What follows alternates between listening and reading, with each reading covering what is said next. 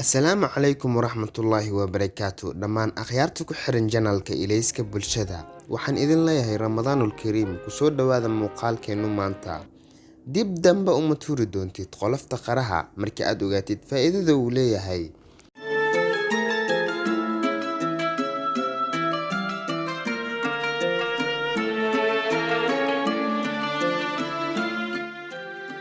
رمضان كريم. watermelon ama qaraha waa qudaar si weyn aynu u isticmaalo inteena badan. Ma ogna faa'iidooyinka uu leeyahay qolofta qaraha. Waxaynu in badan sameynaa inaynu ka cunno halaha casaanka ama gaduudka, kadibna wixii soo hara qashinka aynu ku darnaa. Haddii aynu ogaan lahayn faa'iidada uu leeyahay qolofta qaraha, qaruhuba waxaynu u soo iibsan lahayn qolofta oo keliya. Qolofka qaraha waxa uu leeyahay faa'iidooyin kala duwan haddii loo isticmaalo hab cunid ama siyaabo kale. Qolofka ma aha sida qaraha oo kale, balse waa suurtagal inaad cuntid. Qaraha sidiisaba waxa uu ka kooban yahay halkii kubikinji ee qaruhu waxa uu ka kooban yahay 8 kalooriya ah. Inta badan kalooriyadu waxay ka timaadaa carbohydrate, waxaana ku jira 32 kilogram qayb walba. Faa'iidooyinka qaraha waxaa ka mid ah waxa uu daawo u yahay dhiigkarka.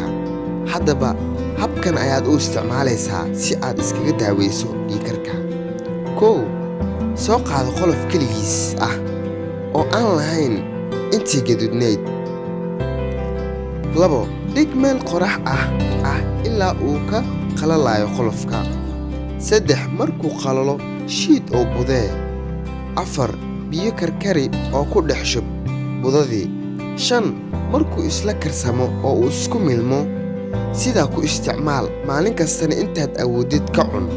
Waxaa loo arkaa inuu xoojiyo awoodda galmada.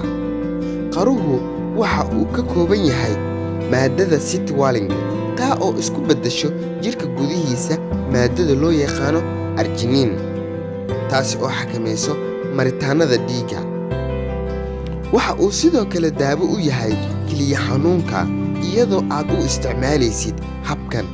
Soo qaad jeex qolof ah, ku dhex rid biyo karkaraayo, ku daa ilaa ay ka jilcayso qoloftu, kadibna ku rid talaagad. Isticmaal maalin kasta adigoo ku ridayo biyo diirran. Isticmaal hal qaado maalinkiiba.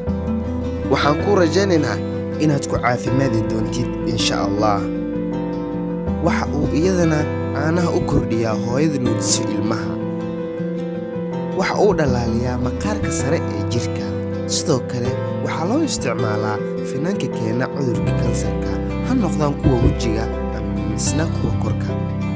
Aad baad u mahadsantihiin daawashadiina.